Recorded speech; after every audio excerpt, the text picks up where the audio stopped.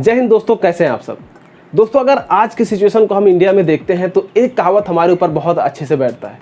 वो है कि एक धोखेबाज दोस्त से अच्छा है कि आपके पास दो ईमानदार दुश्मन हो।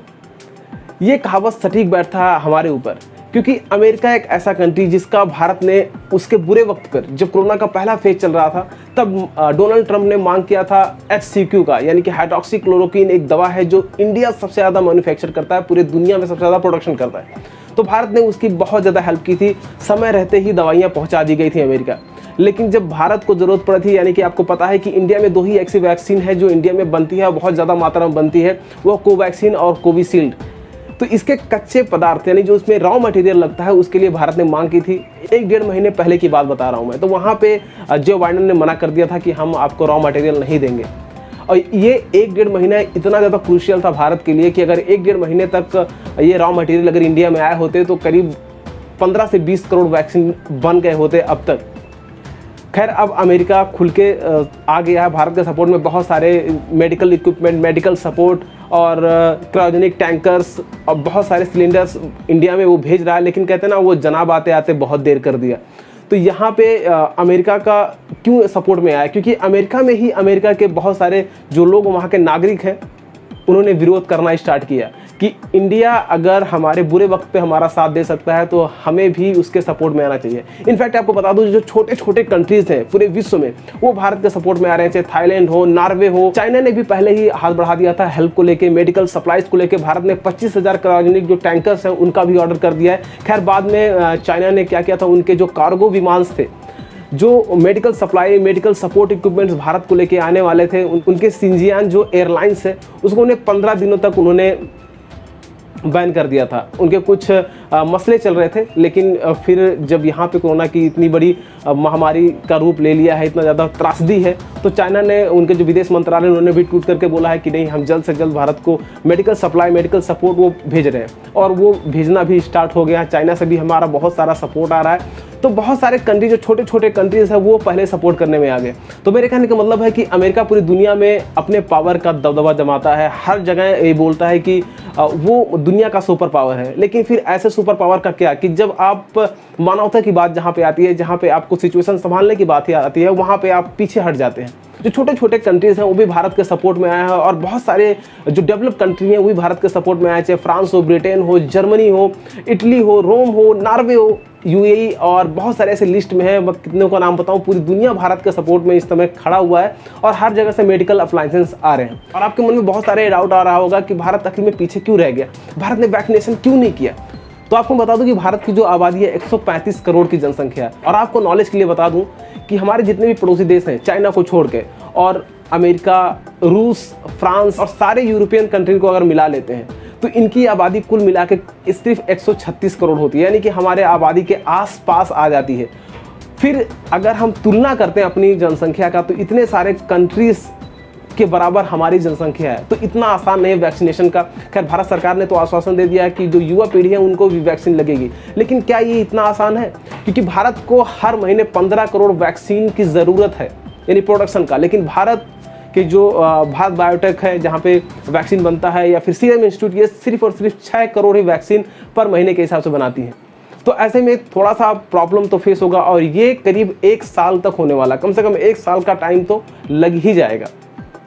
और अमेरिका के इस लापरवाही की वजह से, यानी कि अगर वो रॉ मटेरियल दिया होता तो शायद कुछ हद तक हमारी मुश्किलें कम हो जाती। और आपको बता दूं कि यहाँ पे अमेरिका ने लेट क्यों किया, इसके पीछे का रीज़न ये है कि अमेरिका कहीं ना कहीं ये चाह रहा था कि अगर हम मेडिकल इक्विपमेंट्स भारत को दे रहे हैं तो उसके पीछे शर्त रखेंगे कि वहाँ से कुछ हथियार लिए जाएँ, भारत हमसे कुछ हथियार खरीदे। इस वजह से शायद लेट हुआ था। लेकिन इनको लगा था कि भारत का ये बुरा वक्त चल रहा है तो ये अब ख़त्म नहीं होने वाला। लेकिन इनको क्या पता, वक्त वक्त की बात है। आज वक्त बुरा है, कल अच्छा वक्त आएगा। वक्त ही तो है, गुजर जाएगा।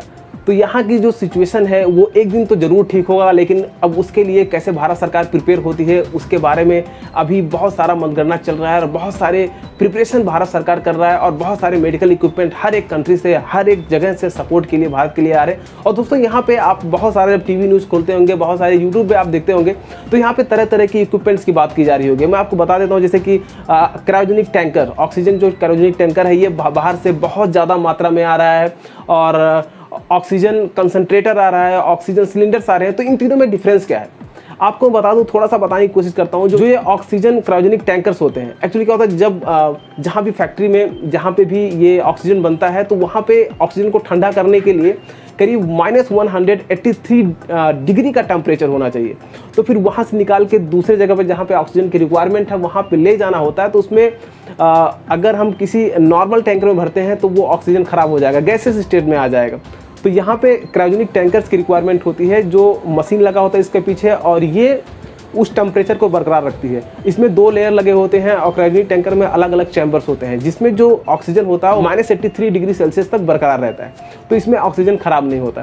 अब दूसरी बात है, ये ऑक्सीजन कंसनट्रेटर क्या होता है। अब देखिए, यहाँ पे ऑक्सीजन कंसनट्रेटर एक मशीन है, एक इक्विपमेंट है। आपको बताऊँ कि अगर आपके पास ऑक्सीजन सिलेंडर है तो एक बार ख़त्म हो गया तो उसे रिफ़िल करवाना पड़ेगा, लेकिन ऑक्सीजन कंसनट्रेटर एक इंडिविजुअल इंसान के लिए होता है। अगर उसे लगा दिया जाता है तो क्या करता है कि ऑक्सीजन खुद से, वो मशीन उसमें फिट होता है, वो ऑक्सीजन का वहाँ पे प्रोडक्शन करता रहता है, वो बनाता रहता है। तो ऐसे में क्या होता है कि आपको दोबारा रिफ़िल करने की रिक्वायरमेंट नहीं होती। लेकिन यहाँ पे एक थोड़ा सा डिफरेंस है कि जो ऑक्सीजन सिलेंडर होता है उसमें जो ऑक्सीजन की मात्रा होती है वो 98% शुद्ध होता है, लेकिन ऑक्सीजन कंसनट्रेटर ये करीब 90 से 92% तक ठीक करता है। अब हमारे वायुमंडल में 21% है, अगर हम सांस लेते हैं तो 21% में हमें कोई दिक्कत नहीं होता। लेकिन अब जो ऑक्सीजन सिलेंडर है उसमें 98% है, तो आपको प्योर ऑक्सीजन मिलता है। तो जो ऑक्सीजन कंसनट्रेटर है वो भी प्योर ही है, 92% खराब नहीं है। अगर हम इन्वायरमेंट में 21% पे जिंदा रहते हैं तो 92% आप सोच सकते हैं कितना शुद्ध होगा। तो ऐसे में ऑक्सीजन कंसनट्रेटर की मांग सबसे ज़्यादा दुनिया में है और भारत में इसकी ज़्यादा ज़रूरत है, क्योंकि ऑक्सीजन सिलेंडर पहुंचाना बहुत मुश्किल हो रहा है, क्योंकि इतना ज़्यादा ज़रूरत है, इतना ज़्यादा मरीज़ day by day 3.5 lakh 4 lakh cases हर रोज़ के हिसाब से भी भारत में आ रहे हैं। तो इससे जो है ऑक्सीजन सिलेंडर रिफ़िल करना थोड़ा बहुत मुश्किल हो रहा है। तो अगर हमारे पास ऑक्सीजन कंसनट्रेटर ज़्यादा आ जाएंगे तो ऑक्सीजन जो सप्लाई है इसकी ज़रूरत थोड़ी कम पड़ेगी। तो आई होप आप समझ गए होंगे कि ऑक्सीजन क्रायोजेनिक टैंकर क्या होता है, ऑक्सीजन कंसनट्रेटर क्या होता है और फिर ऑक्सीजन सिलेंडर्स क्या होता है, इन तीनों में डिफरेंस क्या है। और दोस्तों आखिरी में आपको थोड़ा सावधान करना चाहता हूँ।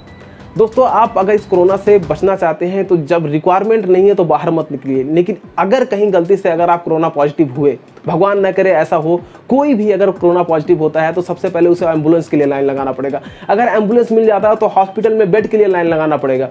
अगर बेड मिल जाता है तो उसके बाद ऑक्सीजन के लिए आपको लाइन लगाना है। और अगर तबीयत और बिगड़ती है तो फिर आपको वेंटिलेटर के लिए लाइन लगाना है। और अगर डेथ हो जाती है तो शमशान में आपको जलाने के लिए लाइन लगाना पड़ रहा है। तो लाइन का खेल यहाँ पे बहुत ज़्यादा है और इतनी भयावह स्थिति है। भगवान करे जल्द से जल्द सारी सिचुएशन ठीक हो। तो दोस्तों, अगर रिक्वायरमेंट ना हो तो बाहर ना निकलिए, हमेशा हाथ धोते रहिए, सैनिटाइजर का इस्तेमाल करिए, मास्क जरूर पहनिए। दोस्तों, आज की वीडियो में इतना ही। अगर वीडियो पसंद आए तो एक लाइक जरूर कीजिएगा और चैनल पर नए हैं तो चैनल को सब्सक्राइब कर अपना सपोर्ट दीजिएगा। तो फिर मिलते हैं अगली वीडियो में, तब तक के लिए जय हिंद।